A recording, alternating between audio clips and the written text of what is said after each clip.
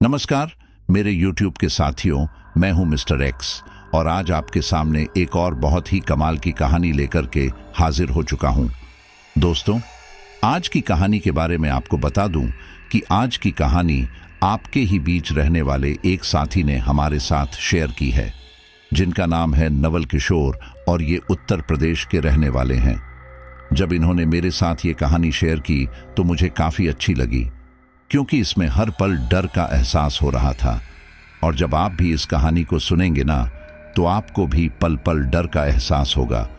तो मैं आपसे यही कहना चाहूँगा कि कहानी भले ही थोड़ी सी ऊपर नीचे हो जाए, लेकिन कहानी में मज़ा ज़बरदस्त आने वाला है।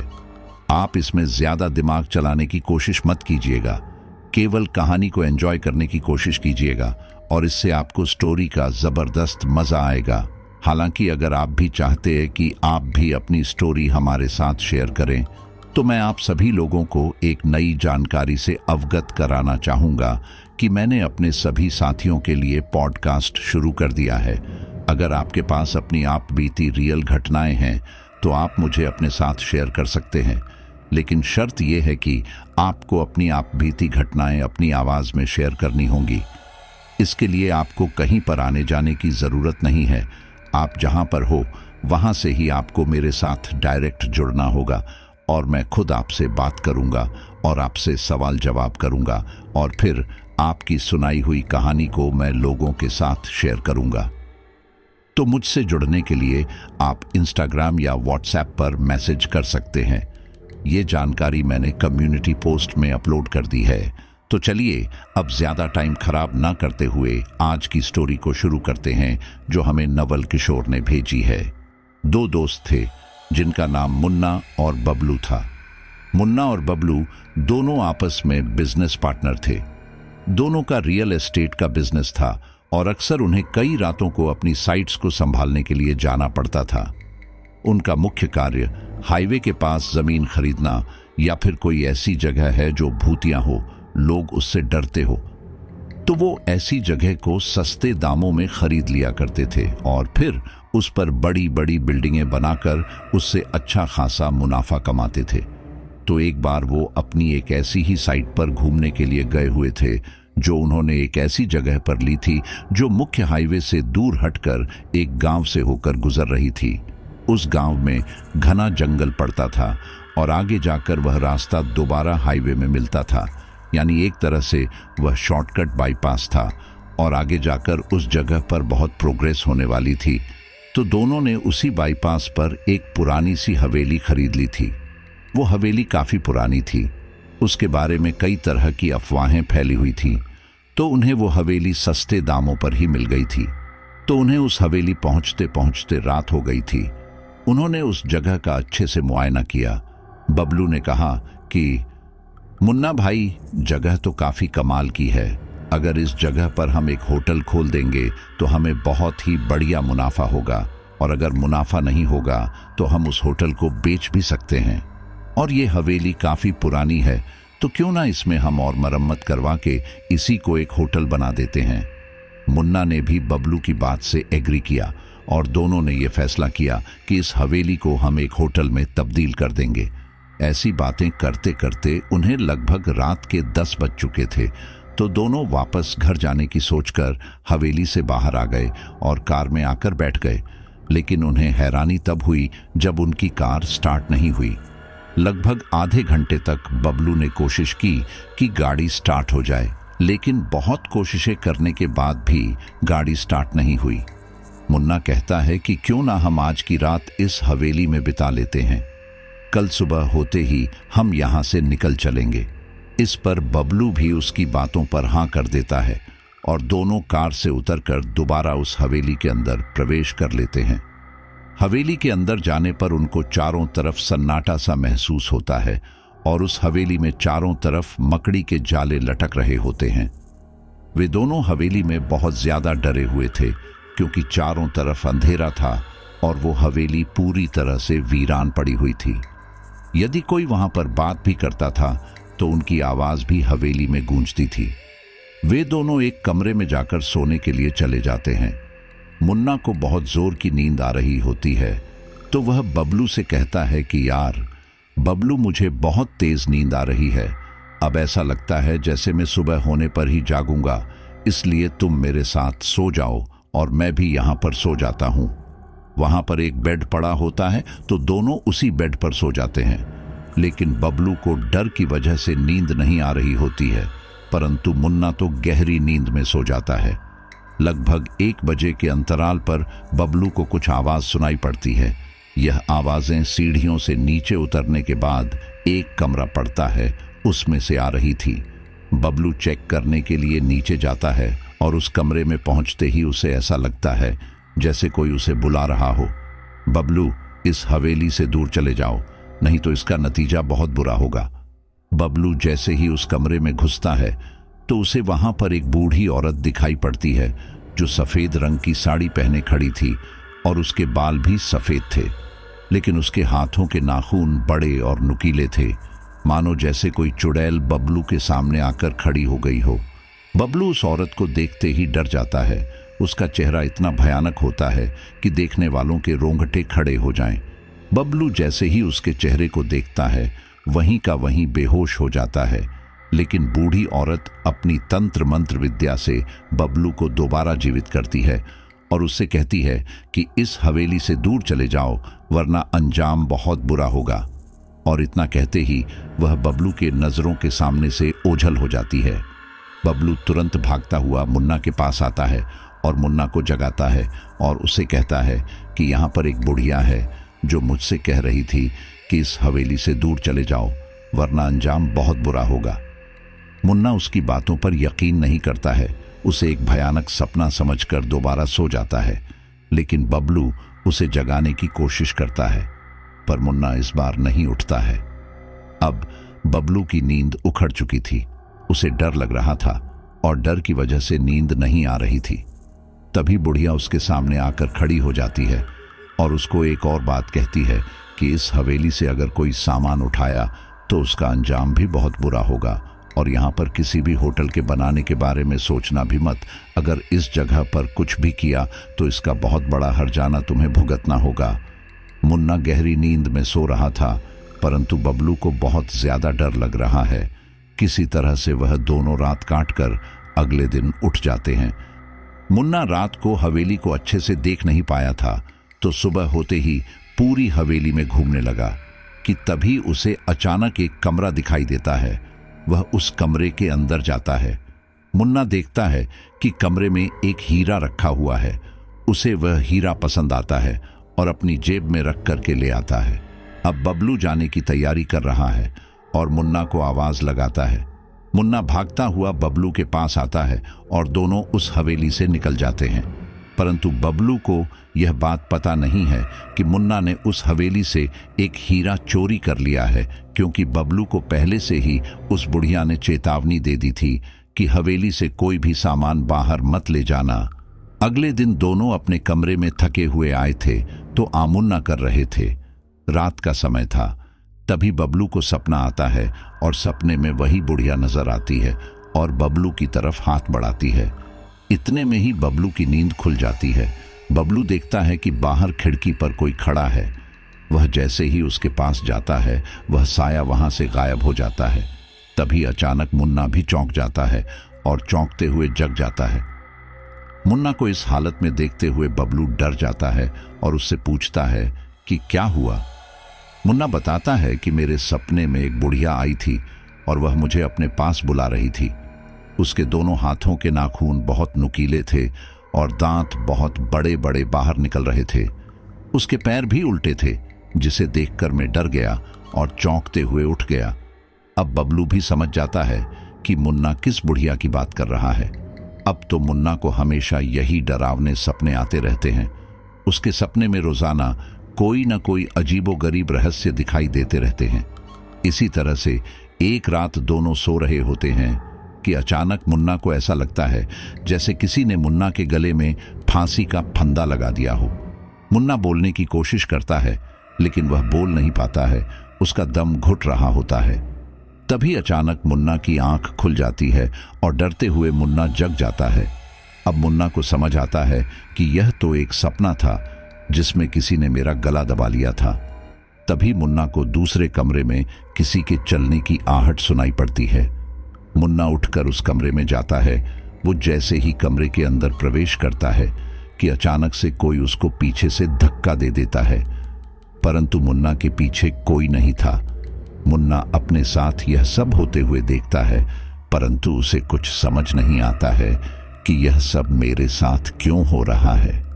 तभी उसके सामने एक सफेद साया दिखाई देता है और मुन्ना से कहता है कि यदि तुमने इस हीरा को हवेली में नहीं रखा तो तुम्हारी मौत निश्चित हो जाएगी। मुन्ना यह सब सुनकर बहुत डर जाता है, परंतु इस डर की वजह से बबलू को कुछ नहीं बताता है। मुन्ना पूरे समय खोया खोया सा रहता है। मुन्ना की इस हरकतों को बबलू नोटिस कर लेता है और उससे पूछता है कि भाई, तुम्हारे साथ ऐसा क्या हुआ है जिसकी वजह से तुम इतने डरे हुए हो और खोए खोए से रह रहे हो और आजकल बिजनेस पर भी ध्यान नहीं दे रहे हो। परंतु डर की वजह से मुन्ना अपने दोस्त बबलू को कुछ बताता नहीं है। अब तो मुन्ना की हालत बिगड़ती जा रही थी। वह जो कुछ भी खाता था उसको उल्टियां होने लगती थी। उल्टियां इतनी ज्यादा होती थी कि वह कुछ भी पचा नहीं पाता था, जिसकी वजह से उसके स्वास्थ्य पर बुरा प्रभाव पड़ता जा रहा था। बबलू अपने दोस्त मुन्ना की हर तरह से देखभाल करता है, उसको डॉक्टरों के पास ले जाता है, लेकिन डॉक्टर भी मुन्ना को ठीक नहीं कर पाते हैं। मुन्ना दिन पर दिन कमजोर होता जा रहा था। बबलू उसकी इस हालत को देखकर कुछ समझ नहीं पाता है। अब मुन्ना को दिन में भूत प्रेत नजर आने लगते हैं। उसे कहीं कहीं पर भूतों के पैरों के निशान दिखाई देते हैं, तो कहीं कहीं दीवार पर भूत प्रेत चलते हुए दिखाई पड़ते हैं। यहाँ तक कि मुन्ना को ऐसा लगता है जैसे कि कोई उसका गला दबा रहा हो। रात को सोते समय बुरे बुरे सपने मुन्ना को दिखाई देते हैं। अब मुन्ना की हालत दिन पर दिन बहुत ज्यादा गंभीर होती जा रही है, क्योंकि उसके ऊपर भूतों का साया हावी होने लगा है। परंतु बबलू इन सब से बेखबर है, क्योंकि उसे पता ही नहीं है कि मुन्ना हवेली से हीरा चुरा के लाया है, जिसके लिए उस बुढ़िया ने बबलू को चेतावनी दी थी कि इस हवेली से कोई सामान बाहर नहीं ले जाना है। अब मुन्ना के अंदर किसी बुरी आत्मा का प्रवेश हो जाता है और मुन्ना की हालत और ज्यादा बिगड़ जाती है। अब मुन्ना बबलू को ही मारने लगता है और उसको धक्का देखते हुए उसे कहता है कि जा, मेरे लिए मांस लेकर आ, बहुत दिन हो गए, मैंने मांस नहीं खाया है। बबलू जब मुन्ना के मुंह से यह बात सुनता है तो उसके पैरों तले जमीन खिसक जाती है, क्योंकि मुन्ना तो कभी भी मांस नहीं खाता है। फिर अचानक से इसे क्या हो गया है? बबलू मुन्ना से कहता है कि तू तो नॉनवेज नहीं खाता था, फिर अचानक से नॉनवेज कैसे खाने लगा है? जा, मैं नहीं लाऊंगा तेरे लिए कोई नॉनवेज। इतना सुनते ही मुन्ना बबलू का गला दबाने लगता है।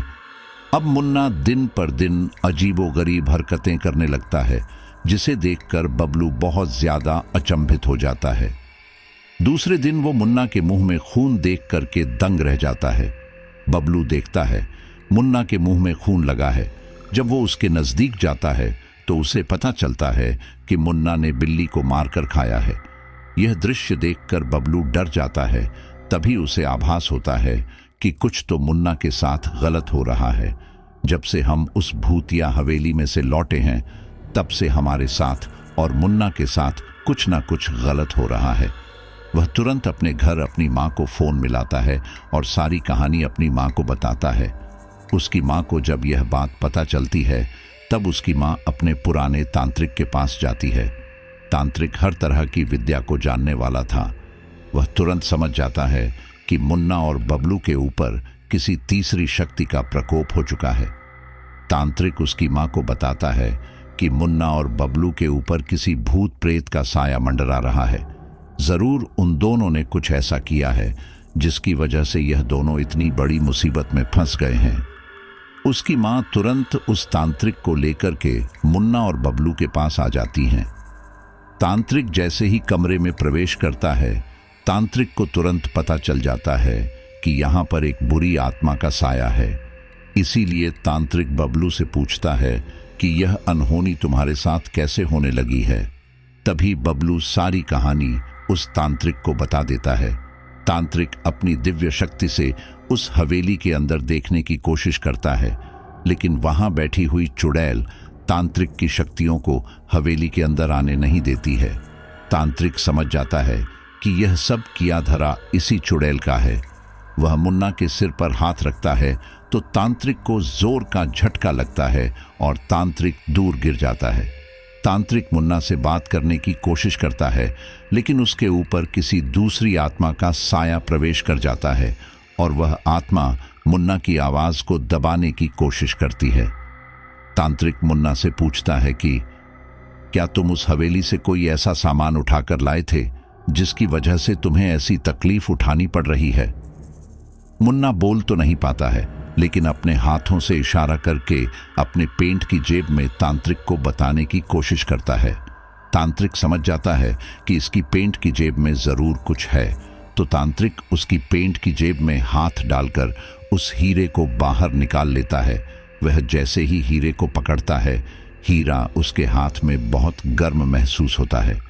वह तांत्रिक उस हीरे की गर्मी को बर्दाश्त नहीं कर पाता है, लेकिन कैसे भी करके वह उस हीरे को पकड़े रहता, यह जानने की कोशिश करता है कि इस हीरे की वजह से मुन्ना के ऊपर आत्मा का साया क्यों मंडरा रहा है। अब तांत्रिक हीरे को लेकर उसी भूतिया हवेली में चला जाता है। वहां पर उसे बहुत ज्यादा सन्नाटा महसूस होता है, लेकिन जैसे ही वह हवेली में कदम रखता है, उसे पता चल जाता है कि इस हवेली में कभी ना कभी तो कुछ गलत हुआ है। तांत्रिक अपनी दिव्य शक्ति से उस बुढ़िया को बुलाने की कोशिश करता है। बुढ़िया एक सफेद सा धुआं बनकर तांत्रिक के सामने खड़ी हो जाती है। तांत्रिक उस बुढ़िया से पूछता है कि इस हीरे का क्या राज है और तुमने मुन्ना के ऊपर कब्जा क्यों कर रखा है। तो बुढ़िया बताती है कि मैंने उसके दोस्त को पहले ही बता दिया था कि इस हवेली से कोई सामान बाहर ना जा पाए और इस जगह पर कोई होटल नहीं बन पाए। उसने मेरी एक बात तो मान और यहाँ पर किसी होटल का निर्माण नहीं किया, लेकिन उसके दूसरे दोस्त ने बहुत बड़ी गलती कर दी।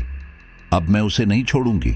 तांत्रिक कहता है कि इसमें उसकी कोई गलती नहीं है, तुम्हें उसको छोड़ना होगा, नहीं तो मैं अपनी दिव्य शक्ति से तुमको खत्म कर दूंगा। लेकिन बुढ़िया अपनी बात पर अटल थी। उसने कहा कि तांत्रिक, तू मेरे पिछले जन्म के बारे में नहीं जानता है। आज तू जिस हवेली में खड़ा है, वह हवेली किसी दिन एक रानी का महल हुआ करता था। बुढ़िया की आत्मा उस तांत्रिक को पूरी कहानी बताती है। बुढ़िया बताती है कि किसी समय में मैं यहाँ की रानी हुआ करती थी और मेरा नाम यहाँ पर रूपवती देवी था और मेरे पति का नाम मानसिंह था। हम दोनों बहुत खुश थे। एक दिन की बात है, हम दोनों एक जंगल में शिकार करने जाते हैं। वहां से लौटते वक्त बहुत रात हो जाती है। इस बीच हमें कुछ भी दिखाई नहीं पड़ता है। रास्ता एकदम सुनसान था और घना जंगल भी था। कुछ दूर जाने के बाद हमें एक आश्रम दिखाई देता है। हम दोनों वहां पर रुक जाते हैं। वहां पर एक आर्षी अपने कुटिया बनाकर रह रहे थे। उस अर्शी ने हम दोनों को एक झोपड़ी में रहने के लिए बोल दिया था। गलती ये हो गई थी कि मेरे पति शिकार करके अर्शी के आश्रम में मांस भक्षण कर रहे थे। ये बात जब अर्शी को पता चलती है तो उनका क्रोध हम दोनों पर पड़ जाता है। वह मुझे श्राप दे देते हैं कि तुम जिंदगी भर इस हीरे में कैद हो जाओगी और मेरा पति इसी वक्त भस्म हो जाएगा। अर्शी का श्राप हम दोनों पर कहर बनकर टूट पड़ा। अब तो रात दिन वो श्राप हमको डराने लगा। फिर एक दिन मेरे पति का शरीर धीरे धीरे जलकर भस्म हो गया और अपने पति की याद में तड़प तड़प मैंने भी अपना दम तोड़ दिया और इस हीरे में समाहित हो गई। और तभी वह बुढ़िया तांत्रिक से कहती है कि तांत्रिक, तूने यहाँ आकर बहुत बड़ी गलती कर दी। अगर तू यहाँ से नहीं गया तो मैं तुझे यहाँ से जिंदा नहीं जाने दूंगी। इसलिए मेरा कहा मान और यहाँ से वापस चला जा। लेकिन उस तांत्रिक को कुछ और ही मंजूर था। वह मुन्ना को बचाने आया था, तो इसलिए वह यहाँ से वापस नहीं जाता है और इस बुढ़िया को चेतावनी देता है कि अगर तूने मुन्ना को नहीं छोड़ा तो मैं तेरी आत्मा को हमेशा के लिए यहाँ से रफा दफा कर दूंगा। इतना सुनते ही आत्मा को आक्रोश आ जाता है और वह उस तांत्रिक पर हमला कर देती है। तांत्रिक 2 गज दूर उछलकर गिर जाता है। तांत्रिक ने अपने आप पर हमला होते हुए देखा तो मन ही मन मंत्रों को बुदबुदाने लगता है। फिर दूसरे हाथ में काले रंग की कपड़े से बनी हुई गुड़िया को लेता है और उसमें सुई चुभोने लग जाता है। इस तरह से होता हुआ देखकर वह आत्मा डर जाती है और तांत्रिक पर हमला करने के लिए आगे बढ़ती है। इतने में ही तांत्रिक जैसे ही गुड़िया पर सुई लगाता है, आत्मा एकदम से बेकाबू हो जाती है और पूरी हवेली में सारे सामानों को तोड़ने लग जाती है। तांत्रिक मंत्रों का उच्चारण करने लगता है। ऐसा करने से उस आत्मा की ताकत कमजोर होने लगती है और वह आत्मा धीरे धीरे उस कपड़े से बनी हुई गुड़िया में समाहित हो जाती है। इस तरह से तांत्रिक ने उस आत्मा को अपने बस में कर लिया होता है। आत्मा तांत्रिक के कब्जे में आ जाती है और इधर मुन्ना की हालत में सुधार होने लगता है। यह सब होता देखकर बबलू तांत्रिक से कहता है कि आपने मेरे दोस्त मुन्ना को ठीक करके बहुत अच्छा किया है, और इस तरह से बबलू तांत्रिक को धन्यवाद देता है। तांत्रिक उस गुड़िया को ले जाता है और उस हीरे को अपने कब्जे में कर लेता है। इस तरह से कई साल बीत जाते हैं। मुन्ना पूरी तरह से ठीक हो जाता है और दोनों दोस्त दोबारा से अपने कारोबार पर अच्छा ध्यान देने लगते हैं और दोबारा से अपने बिजनेस में कामयाब होने लगते हैं, और वो उस हवेली में होटल बनाने का अपना विचार भी त्याग देते हैं और कभी भी उस हवेली को संभालने के लिए नहीं जाते हैं। एक दिन वह तांत्रिक जंगल में अपनी तपस्या में लीन होता है, लेकिन तभी वहां पर कुछ कौवों का झुंड आ जाता है तथा इनमें से एक कौवा उस तांत्रिक की झोली में से उस गुड़िया तथा उस हीरे को निकालकर अपने मुंह में दबाकर उड़ जाता है और वह इन दोनों को ले जाकर शहर के किसी एक मकान में छोड़ देता है। उस मकान में पति पत्नी और उनकी एक छोटी बच्ची रह रहे थे। जब छोटी बच्ची उस हीरे को देखती है तो वह उसी हीरे तथा उस गुड़िया के संग खेलने लग जाती है। इधर उस तांत्रिक को यह पता नहीं चलता है कि उसके झोली में से आत्मा वाली गुड़िया और हीरा दोनों गायब हो चुके हैं। जब वह अपनी झोली में हाथ डालता है तब उसे एहसास होता है कि इसमें तो वह गुड़िया और हीरा नहीं है। तो वह बड़ा व्याकुल हो जाता है और सोचने लगता है कि यह दोनों आखिरकार कहाँ गिर गए हैं। इनको तो मैंने अपनी झोली में ही रखा था, अगर यह किसी के हाथ में लग गए तो बहुत बड़ा अनर्थ हो जाएगा।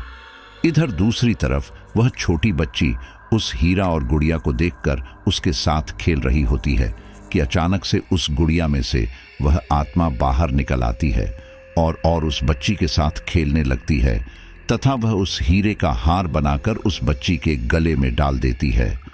अब वह आत्मा दिन रात बच्ची के साथ खेला करती थी। एक दिन बच्ची की माँ उसे किसी के साथ खेलते हुए देखती है तो वह बड़ा हैरान हो जाती है, क्योंकि वह आत्मा किसी को भी दिखाई नहीं देती है, केवल उस बच्ची को वह आत्मा दिखाई देती है। बच्ची उस आत्मा के साथ बड़े ही मजे से खेलती है, मानो उसे कोई खोया हुआ मिल गया हो। उस बच्ची के माँ बाप उसकी इन हरकतों को देखकर ज्यादा हैरान नहीं होते हैं। उन्हें लगता है कि शायद वह अपने आप खेलती होगी। एक रात के 12 बज रहे होंगे कि अचानक वह बच्ची उठकर जाती है और बाहर झूले की तरफ मुंह करके खड़ी हो जाती है।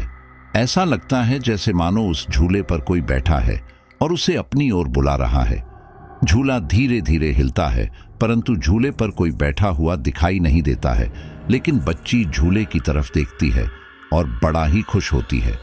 जब उसकी माँ की आंख खुलती है तो वह पाती है कि उसकी बच्ची वहां पर नहीं है। वह अपने पति को जगाती है और जोर जोर से अपनी बच्ची को पुकारती है, परंतु उसे वहां पर कोई नजर नहीं आता है। बाहर जो झूला पड़ा हुआ था, उस झूले पर जैसे ही उसकी नजर जाती है तब उसे पता चलता है कि मेरी बेटी झूले के ऊपर बैठी है। दोनों हैरान हो जाते हैं कि इतने ऊंचे झूले पर आखिर यह बच्ची पहुंची कैसे। इधर तांत्रिक गुड़िया और उस हीरे को ढूंढने में मग्न हो जाता है, परंतु उसे यह दोनों कहीं पर भी नहीं मिलते हैं। हर जगह से ढूंढने के बाद उसे सफलता प्राप्त नहीं होती है। तब वह अपने दिव्य तेज से उन दोनों वस्तुओं को देखने की कोशिश करता है। तांत्रिक अपने दिव्य दृष्टि से यह देख तो लेता है कि मेरे दोनों सामान कहां पर हैं, परंतु उसे कुछ भी साफ साफ दिखाई नहीं देता है। सब धुंधला धुंधला दिखता है, क्योंकि इधर आत्मा अपनी शक्ति से तांत्रिक की शक्ति को काट देती है। वह मन ही मन आत्मा से कहता है कि आत्मा, तू जहां कहीं भी है, मैं तुझे पकड़ लूंगा। इधर आत्मा उस बच्ची को अपने कब्जे में करने की सोचती है। उनके घर के सामने से एक हाईवे निकल रहा होता है, जिस पर दिन रात बड़े बड़े वाहन निकलते रहते हैं। एक दिन वह बच्ची उस हाईवे पर अपने आप चली जाती है कि अचानक से एक बड़ा सा ट्रक तेज गति से उसकी तरफ आ रहा होता है। उसके मम्मी पापा वहीं बगीचे में खड़े होते हैं। जब यह दृश्य यह दोनों देखते हैं तो तुरंत उसके पापा अपनी बच्ची को बचाने के लिए दौड़ पड़ते हैं और कूदकर बच्ची को पकड़ लेते हैं।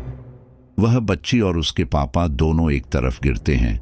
इतने में उसके पापा बच्चे के गले में हीरे का बना हुआ लॉकेट देखते हैं तो उन्हें बड़ा ही ताज्जुब होता है कि इतनी छोटी बच्ची आखिर हीरे का हार अपने गले में कैसे डाल सकती है।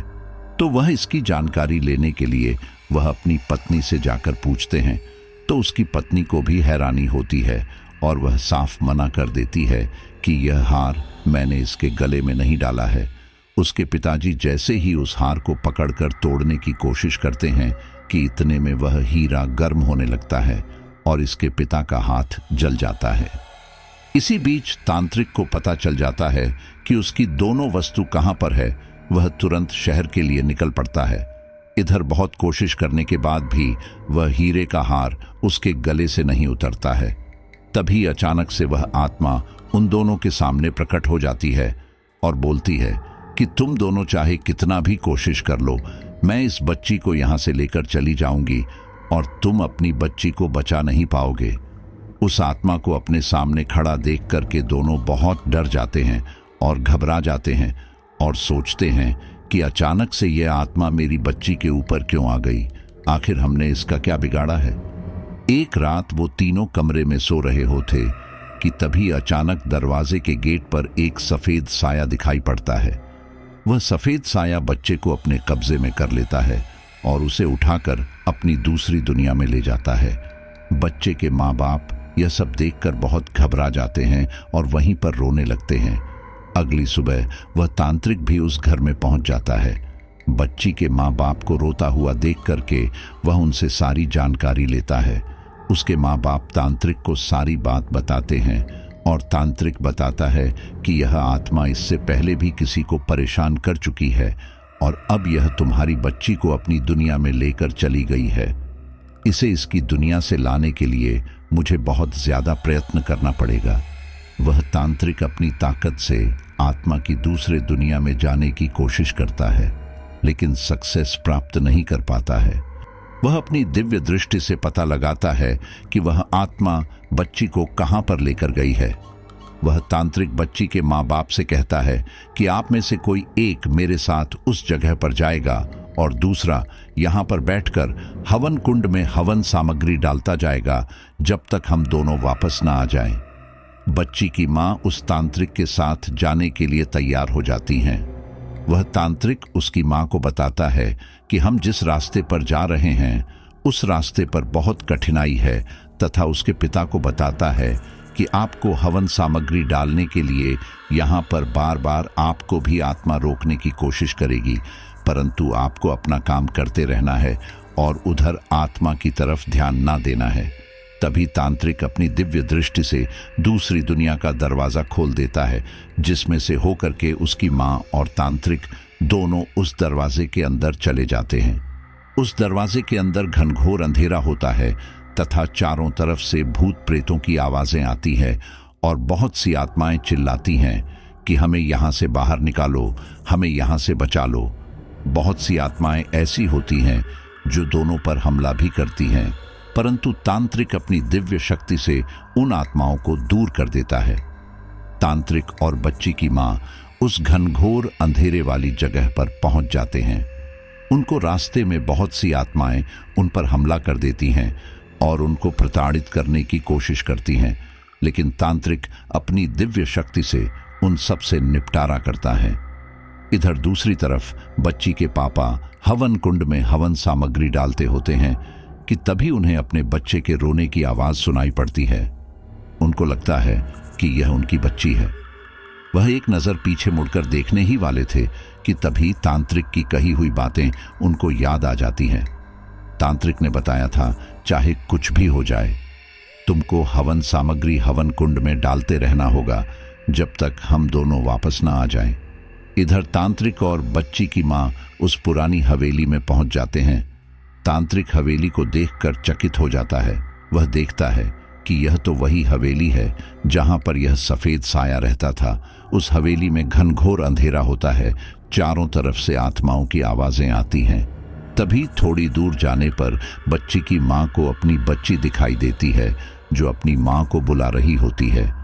बच्ची की माँ यह देख करके उसकी तरफ आगे बढ़ती है कि तभी तांत्रिक उसका हाथ पकड़ लेता है और उसे बताता है कि यह तुम्हारी बच्ची नहीं है, यह तो वह साया है जो एक तरह से छलावा कर रहा है। यहाँ पर जो कुछ भी होगा वह सब तुम्हारा भ्रम होगा, तो इसलिए तुमको सिर्फ मेरे साथ आगे बढ़ते रहना है। तभी वह साया तांत्रिक के सामने प्रकट हो जाता है और उस तांत्रिक पर हमला कर देता है। तांत्रिक बुरी तरह से क्षतिग्रस्त हो जाता है और उस तांत्रिक से कहता है कि तांत्रिक तू इससे पहले भी आ चुका है, परंतु इस बार तू यहाँ से बचकर नहीं जा पाएगा। मैं इस बच्ची को हमेशा के लिए खत्म कर दूंगी और तू यहाँ से कभी जा नहीं पाएगा। तभी बच्चे की माँ आत्मा के सामने गिड़गिड़ाने लगती है और कहती है कि मेरी बच्ची को छोड़ दो, उसने तुम्हारा क्या बिगाड़ा है, वह तो एक नादान बच्ची है। आखिर तुम भी किसी की माँ हो और किसी को खोने का गम क्या होता है ये तुम अच्छे से जानती हो, इसलिए मेरी बच्ची को जाने दो। परंतु वह आत्मा कुछ और ही सोच रही थी। उस आत्मा को बच्ची की माँ की बातों का कोई फर्क नहीं पड़ता है। उसने बच्ची को हवा में उठाया और वह अपने साथ लेकर चली जाती है। इधर तांत्रिक अपनी शक्तियों से उस आत्मा को रोकने की कोशिश करता है, लेकिन आत्मा बहुत तेज थी। इधर बच्ची के पिता हवन कुंड में सामग्री डालने में लगे हुए थे। जैसे ही आत्मा बच्ची को ले जाती है कि इसके पिता को एक झटका लगता है और वह एक जगह से दूसरी जगह जाकर गिर पड़ते हैं। इस तरह से हवन में सामग्री डालने की क्रिया बंद हो जाती है और आत्मा को यहाँ मौका मिल जाता है, जिससे उसकी बच्ची को लेकर बहुत दूर चली जाती है। इस तरह से तांत्रिक हार जाता है और बच्ची अपनी माँ और पिता से दूर हो जाती है। लेकिन तांत्रिक अपनी दिव्य दृष्टि से देखने की कोशिश करता है कि वह आत्मा बच्ची को कहाँ लेकर गई है, परंतु उसको कोई फायदा नहीं मिलता। बच्ची के माँ बाप को एक बहुत बड़ा झटका लगता है और वह दोनों बहुत जोर से रोने लगते हैं। बच्ची के ना होने पर वह दोनों बहुत अकेलापन महसूस करते हैं। इस तरह से देखते ही देखते 30 साल बीत जाते हैं। दोस्तों, 30 साल बीत जाने के बाद अब बच्ची बड़ी हो चुकी है। उसे अपना अतीत धुंधला धुंधला सा दिखाई देता है। एक दिन की बात होती है, उसकी माँ बाजार जा रही थी कि रास्ते में एक मंदिर पड़ता है। उसी मंदिर के बाहर एक लड़की कंबल ओढ़कर बैठी होती है। वह जैसे ही अपनी माँ को देखती है तो वह उसके पीछे पीछे चलने लगती है और जाते जाते वह उसके घर तक पहुँच जाती है। घर पहुँचने के बाद दरवाजे पर जाकर खड़ी हो जाती है।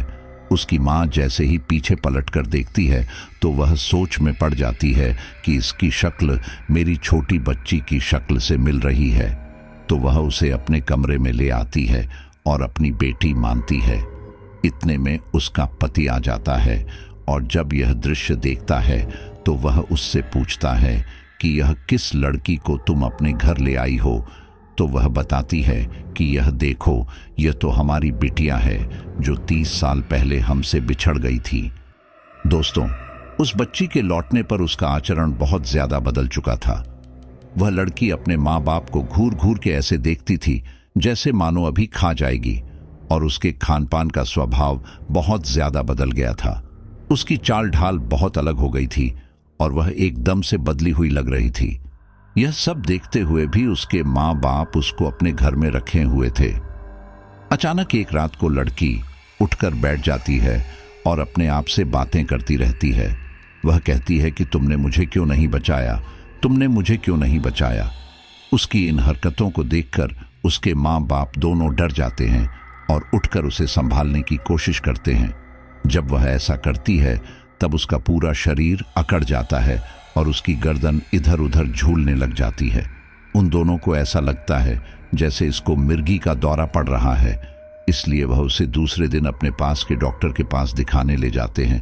परंतु वहां पर डॉक्टर को कोई बीमारी पता नहीं चलती है, लेकिन फिर भी वह उसको दवाइयां लिख देता है। के दिन दोनों माँ बाप गार्डन में बैठे होते हैं कि अचानक से वह लड़की उनके पीछे आ जाती है। ये देखते हुए वह दोनों बहुत डर जाते हैं और सोच में पड़ जाते हैं कि हमारी बेटी एकदम से अचानक कैसे आ गई। यहाँ तो अभी कोई भी नहीं खड़ा था। तभी अचानक वह अपने पिता का गला दबाने लगती है और जोर जोर से बोलती है कि तुमने मुझे बचाया क्यों नहीं, तुमने मुझे बचाया क्यों नहीं। वे लोग अपनी बेटी की इन हरकतों को देखकर बहुत हैरान हो जाते हैं। उसकी माँ अपने पति को बचाती है और लड़की को एक तरफ धक्का देते हुए कहती है कि तुम यह क्या कह रही हो, आखिर हमने किससे नहीं बचाया तुम्हें। लड़की बताती है कि जब मैं छोटी थी तब एक आत्मा मुझे उठाकर ले जा रही थी और आप दोनों तमाशा देख रहे थे। आप दोनों ने मुझे नहीं बचाया। उस आत्मा ने मुझे कैद करके रखा था। मैं किसी तरह से भागकर यहाँ पर आ गई। उसकी माँ बहुत ज्यादा दुखी हुई उसकी इस बातों को सुनकर और उससे बोलती है कि हमने तुम्हें ढूंढने की बहुत कोशिश की थी, लेकिन तुम हमें कहीं नहीं मिली, इसलिए हम लोग हताश होकर यहाँ पर रहने लगे। लड़की इतना सुनते ही अपने कमरे में चली जाती है। रात का समय होता है कि लड़की अचानक से जगती है और बालकनी में जाकर एक जगह बैठ जाती है। इसी बीच उसकी माँ की आंख खुलती है और वह पानी पीने के लिए जाती है कि तभी देखती है कि उसकी बेटी एक कोने में पीठ करके बैठी हुई है। वह जैसे ही उसको सामने से देखती है तो वह भौचक्की रह जाती है, क्योंकि उसकी बेटी बिल्ली को काट कर खा रही थी और उसके मुंह पर बहुत ज्यादा खून लगा हुआ था। वह यह दृश्य देखकर वहीं पर बेहोश हो जाती है। सुबह जब आंख खुलती है तब वह अपने आप को कमरे में लेटा हुआ देखती है और उसके पास उसका पति बैठा होता है और उससे कहता है कि रात में ऐसा क्या हुआ था कि तुम बेहोश हो गई थी। तब वह सारी कहानी बताती है कि ऐसे में पानी पीने आई थी और हमारी बेटी बिल्ली को काट कर खा रही थी, जो उसने आज तक कभी नहीं किया, जिसे देखकर मैं बहुत डर गई थी और बेहोश होकर गिर गई थी। उसका पति बताता है कि हमारी बेटी तो पूरी रात हमारे पास ही थी, शायद तुम्हें कोई भ्रम हुआ होगा। वह अपनी बेटी की तरफ देखती है और सोचती है कि रात में तो उसके मुंह पर खून लगा था, फिर अचानक से ये यहाँ पर कैसे लेटी है। वह बालकनी में जाकर देखती है तो वहां उसे ऐसा कुछ भी नजर नहीं आता है जिससे शक हो कि रात में उसकी बेटी ने बिल्ली खाई है। तो वह समझ जाती है कि यह शायद कोई भ्रम होगा। दोस्तों, उनकी बेटी जिस दिन से उनके घर आई उसी दिन से उनके घर पर कुछ न कुछ अजीबोगरीब होने लग गए था, जिन्हें देखकर वे दोनों हैरान हो जाते थे। ऐसे ही उनकी बेटी का जन्मदिन आता है। 30 साल बाद उसके माँ बाप जन्मदिन मना रहे थे तो वो बड़ा खुश थे। उस पार्टी में सभी मेहमान आए हुए थे और दोनों पति पत्नी से पूछते हैं कि तुम्हारी बेटी इतने सालों बाद आई है, यह कैसे संभव हुआ। तो वे दोनों सारी बातें अपने मेहमानों को बताते हैं, पर जब मेहमान उनकी बेटी को देखते हैं तब वह सोचते हैं कि इनकी बेटी यह नहीं हो सकती है, क्योंकि उनकी बेटी का बर्ताव बहुत ज्यादा बदला हुआ था। और वह लड़की मेहमानों को ऐसे देखती है जैसे कि अभी मार डालेगी। वह लड़की अचानक से केक के पास रखा हुआ चाकू उठा लेती है और एक बच्चे को पकड़कर उसकी गर्दन पर चाकू चला देती है। सभी लोग यह दृश्य देखकर बहुत ज्यादा डर जाते हैं। गनीमत यह थी कि बच्चे को चाकू ज्यादा तेज नहीं लगा। सभी लोग यह दृश्य देखकर इधर उधर भागने लगते हैं। इस तरह से उनकी पार्टी में कोई एंजॉय नहीं हो पाता है और सभी मेहमान उनको गलियां देकर वहां से चले जाते हैं। इस तरह से पति पत्नी बहुत ज्यादा डर जाते हैं और उनकी बहुत ज्यादा बेइज्जती हो जाती है। दोनों पति पत्नी ने सोचा था कि हमारी बेटी इतने सालों बाद आई है तो उसका पहला जन्मदिन मनाएंगे और यह जन्मदिन बहुत ही रोमांचकारी होगा, परंतु ऐसा कुछ हो नहीं पाया, जिसकी वजह से उन्हें बहुत ज्यादा शर्मिंदगी महसूस हो रही थी और वे दोनों बहुत ज्यादा भयभीत हो गए थे। लड़की के पापा बेटी को बहुत ज्यादा सुनाने लग गए। उसने कहा कि यह तो पागल हो गई है, जिसकी वजह से हमें इतनी शर्मिंदगी उठानी पड़ी। इसको ऐसा नहीं करना चाहिए था, हम इसे पागल खाने भेज देंगे। परंतु उसकी माँ ने यह कहकर मना कर दिया कि यह हमारी बेटी है, मैं इसे कहीं जाने नहीं दूंगी।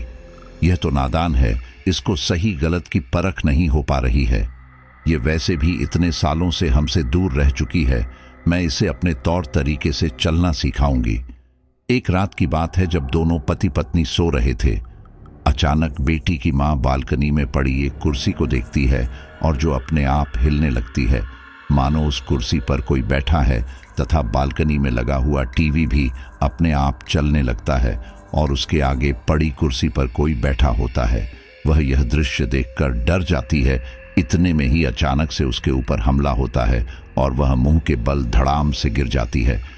उसके गिरने की आवाज को सुनकर उसका पति दौड़ता हुआ आता है और उसे उठाकर अपने कमरे में लाता है और वह बताती है कि मेरे साथ क्या हुआ, परंतु उनकी बेटी उनके पास ही लेटी रहती है। वह देखते हैं कि वह लेटे लेटे ही कुछ ना कुछ बड़बड़ाती रहती है। एक दिन उसकी माँ किचन में खाना बना रही होती है कि वह पीछे से चाकू लेकर आती है और अपने माँ के पीठ पर चाकू मारने लग जाती है। इस तरह से उसकी माँ की पीठ पर बहुत खून निकलने लगता है। उसकी इन सभी हरकतों को देखते हुए आस पड़ोस के लोग भी भयभीत हो जाते थे। तभी एक पड़ोस की महिला ने उसकी माँ को बताया कि इसके ऊपर कोई जादू टोना हो रहा है। वह आगे बताती है कि मैं एक ऐसे तांत्रिक को जानती हूँ जो इसका इलाज तुरंत कर देंगे। उसकी माँ ने तुरंत उस तांत्रिक को बुलवाया। उस तांत्रिक ने जैसे ही लड़की को देखा तो वो समझ गया कि इसके ऊपर किसी बुरी आत्मा का साया है। उसने अपनी तंत्र मंत्र विद्या से फर्श पर एक चौखट बनाया और लड़की तथा उसके माँ बाप दोनों को बिठाया और कहा, मैं जैसे जैसे मंत्र बोलता जाऊंगा तुम दोनों अपनी बेटी को पकड़े रहना, क्योंकि यहाँ पर आगे बहुत बुरा होने वाला है। तांत्रिक ने मंत्र बोलना शुरू किया। कुछ देर बाद कमरे के दरवाजे अपने आप खुलने लगे, लाइटें चरचर होने लगीं और देखते ही देखते वह साया लड़की के अंदर समा गया। अब लड़की बहुत बुरी तरह से तड़पने लगी और उसकी आंखें सफेद हो गई तथा उसके बाल बिखर गए और उसके हाथों के नाखून बहुत बड़े हो गए और वह अपने मुंह से बहुत अजीब सी आवाजें निकालने लगी, जिसे देखकर उसके मम्मी पापा बहुत डर गए। तांत्रिक अपने मंत्रों का जाप करता रहा। लड़की कह रही थी कि मैं सबको मार दूंगी, मैं किसी को भी जिंदा नहीं छोड़ूंगी। ऐसे बोलते बोलते उसने अपनी माँ का गला दबा लिया, जिसे देखकर तांत्रिक ने बहुत मुश्किल से उसका हाथ छुड़ाया। तांत्रिक ने पूछा कि उस लड़की ने तुम्हारा क्या बिगाड़ा है जो तुम इसके पीछे पड़ी हो। उसने कहा, जब यह छोटी थी तब मैं इस बच्ची को खिलाया करती थी, परंतु इन दोनों ने इस बच्ची को मेरे से खिलाने नहीं दिया, इसलिए मैंने इनकी बच्ची को हमेशा के लिए इनसे अलग कर दिया और अब यह मेरी बच्ची है, मैं इसे लेकर ही जाऊंगी। इतना कहते ही वह आत्मा क्रूर हो जाती है और उस तांत्रिक पर हमला करती है। तांत्रिक अपने मंत्रों को आत्मा के ऊपर प्रयोग करता है। ऐसा करने से वह आत्मा कमजोर होने लगती है। दोनों के बीच घमासान लड़ाई होती है, जिसमें तांत्रिक एकदम लहूलुहान हो जाता है। लेकिन यहाँ पर तांत्रिक की ताकत कमजोर होने लग जाती है और किसी तरह से तांत्रिक अपनी जान बचाते हुए वहां से भाग जाता है और यह चेतावनी देकर जाता है कि यह आत्मा बहुत शक्तिशाली है जो सबको मार डालेगी। जब कहीं से बात नहीं बनती है तब लड़की के माँ को अचानक पुरानी बात याद आ जाती है। उसको याद आ जाता है कि जब यह छोटी थी तब उस तांत्रिक ने एक हीरे में उस आत्मा को कैद किया था। लड़की के माँ बाप यह प्लान बनाते हैं कि अब हम दोनों को अपनी बेटी को बचाना होगा, जिसके लिए हमें उसी पुरानी हवेली में दोबारा जाना होगा। लेकिन अब आत्मा लड़की के शरीर में दोबारा से समाहित हो जाती है। आत्मा जैसे ही लड़की के शरीर में घुसती है तब लड़की एकदम से विचलित हो जाती है और अपनी माँ से कहती है कि माँ मुझे बचा लो। लेकिन दूसरी तरफ आत्मा कहती है कि तुम दोनों अपनी बेटी को कभी नहीं बचा पाओगे।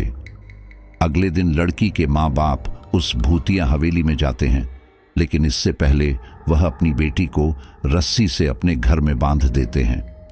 जब वह भूतिया हवेली में पहुंचते हैं तो वहां पर बहुत ज्यादा सन्नाटा होता है।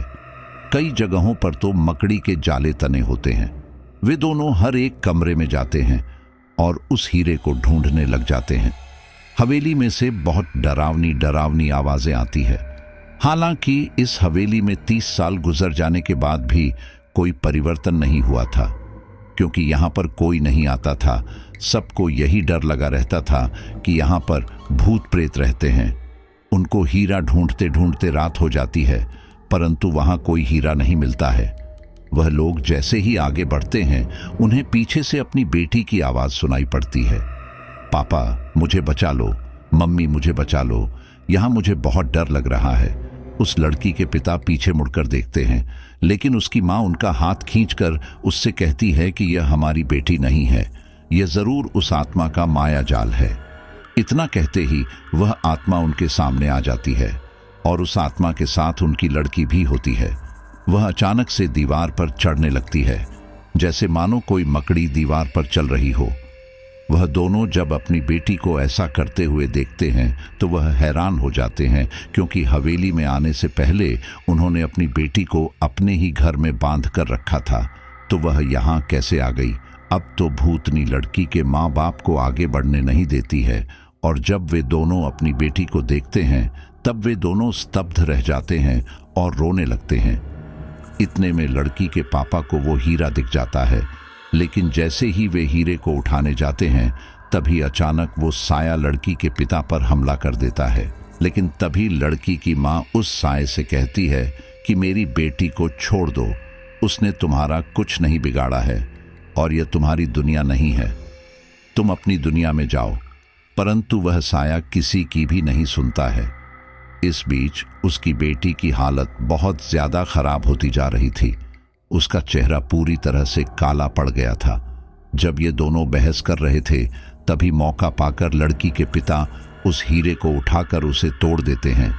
हीरा टूटते ही वो आत्मा लड़की का शरीर छोड़ देती है और उस हवेली से हमेशा के लिए अपनी दुनिया में चली जाती है। लेकिन वो साया लड़की के पिता से बोलता है कि ये तूने अच्छा नहीं किया, मैं दोबारा वापस आऊंगी। अब कहानी 10 साल आगे बढ़ती है और अब लड़की बड़ी हो चुकी है और उसकी शादी भी हो चुकी है। उसके पास शादी के कई सारे गिफ्ट थे और उन्हीं गिफ्टों में एक ऐसा गिफ्ट था जो वहां नहीं होना चाहिए था। उस गिफ्ट के ऊपर तुम्हारी प्यारी माँ लिखा हुआ था। उसे देखने के बाद वह लड़की सोचती है कि शायद मेरी माँ ने दिया होगा। यही सोचते हुए वह उस गिफ्ट को खोल देती है।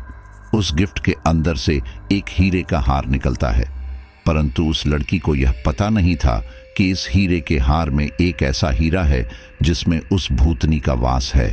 वह हीरे के हार को देखकर बहुत खुश होती है और उस हीरे के हार को तुरंत अपने गले में धारण कर लेती है। कुछ दिनों तक वह लड़की नॉर्मल रहती है, लेकिन उसके थोड़े दिन बाद लड़की के अंदर बदलाव आने लगते हैं। वह अपनी सासू माँ पर हुक्म चलाने लगती है और अपने पति को मारने के लिए सोचती है। एक दिन की बात है, किचन में काम करते करते बहुत देर हो जाती है। इसकी सासू माँ इसके आने की राह देखती है, लेकिन जब यह बहुत देर तक किचन से वापस नहीं आती है तो उसकी सासू माँ किचन में जाती है और वहाँ का नज़ारा देखकर उसकी सासू माँ बहुत डर जाती है। वह देखती है कि यह किचन में घूंघट मारकर बैठी हुई है और पीठ पीछे करके कुछ खा रही है। जब वह सामने से देखती है तब पता चलता है कि ये तो बिल्ली को मारकर खा रही है और उसके मुख में बहुत सा खून लगा हुआ है। यह नज़ारा देखकर इसकी सास वहीं पर बेहोश हो जाती है। जैसे ही उसकी सांस बेहोश हो जाती है कि इतने में ही लड़की को होश आने लगता है और अचानक से खड़ी होकर अपनी सासू माँ के मुंह पर पानी छिड़कने लगती है। सासू माँ को जैसे ही होश आ जाता है तो वह देखती है कि उनकी बहू उनके पास ही बैठी है, तो उसे देखकर वह बहुत भयभीत हो जाती है और वहां से उठकर अपने लड़के के कमरे में चली जाती हैं और उसे सारी जानकारी जैसे ही देने की कोशिश करती है कि इतने में पीछे से उनकी बहू आ जाती है और वह अपनी सास से कहती है कि माँ जी, आप यहाँ पर क्या कर रही हैं? आपको आराम करना चाहिए, मैं अपने पति को सारी बातें बता दूंगी। तो वह अपने पति को बताती है कि आज सासू माँ को चक्कर आ गया था, जिसकी वजह से वह गिर गई थी। और इतना कहकर वह अपनी सासू माँ के पास चली जाती है और सासू माँ को घूरती हुई आंखों से समझाने की कोशिश करती है कि आपने यदि मेरे बारे में किसी को कुछ भी बताया तो मैं आपको हमेशा के लिए भगवान के पास भेज दूंगी। इस तरह से सासू माँ बहुत ज्यादा डरती हुई उस घर में रहती हैं और इस मौके को तलाशने की कोशिश करती हैं कि उनकी बहू इस घर से कभी बाहर निकल जाए तो मैं अपने लड़के को सारी बातें बता दूंगी।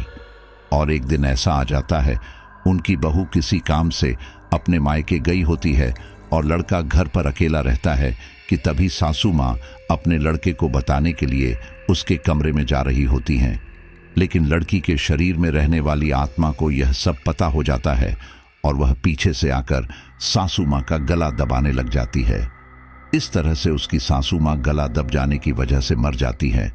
इस तरह से यह बात कोई भी जान नहीं पाता है कि बहू के अंदर आत्मा रहने लगी है। एक रात की बात है, दोनों कपल अपने कमरे में सो रहे थे कि अचानक से आसमान में बहुत तेज बिजली चमकने लगी। इसी बीच इस लड़की की आंख खुल जाती है और वह उठकर बाहर जाने लगती है।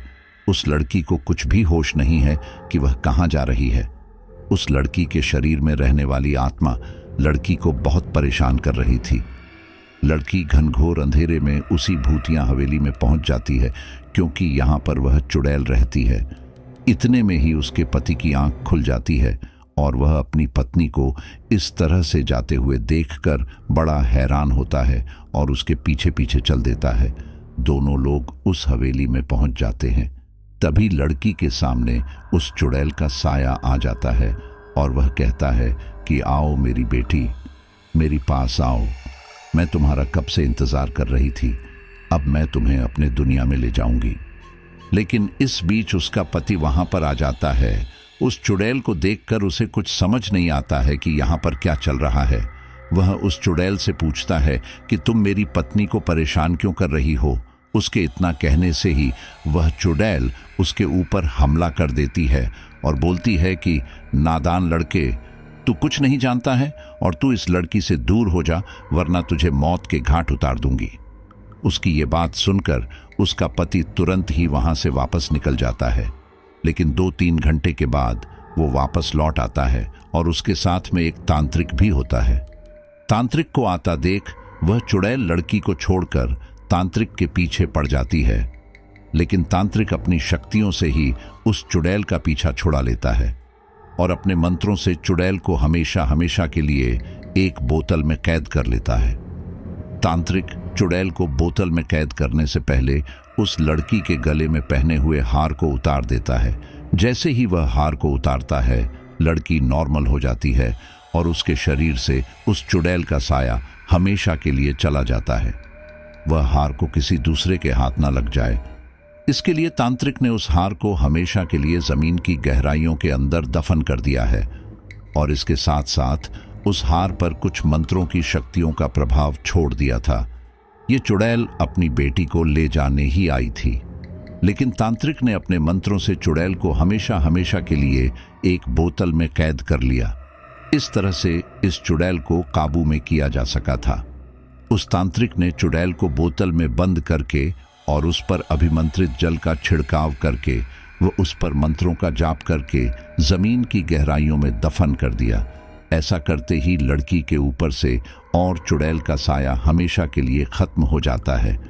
तो साथियों, आज की हमारी स्टोरी यहीं पर कंप्लीट होती है और मुझे पूरा यकीन है कि ये स्टोरी आपको बहुत पसंद आई होगी। अगर पसंद नहीं आई तो भी आप इसको लाइक कीजिए, क्योंकि आपके ही बीच के एक साथी ने हमारे साथ ही स्टोरी शेयर किया, तो उनका हौसला बढ़ाइए। और बाकी जो जानकारी मैंने आपको शुरू में दी है कि मैं जल्द ही आप सभी के लिए एक पॉडकास्ट शुरू करने वाला हूं, तो उसके लिए जो भी लोग अपनी कहानी मेरे साथ शेयर करना चाहते हैं, वो कम्युनिटी पोस्ट में जो भी जानकारी दी गई है उसे पढ़ें और मेरे साथ डायरेक्टली जुड़कर अपनी कहानी शेयर करें। बाकी अगली स्टोरी बहुत ही ज़बरदस्त रहने वाली है, जो बहुत ही जल्द आपके सामने आने वाली है। तब तक अपना ख्याल रखिए, दूसरों का भी ख्याल रखिए। बहुत बहुत धन्यवाद।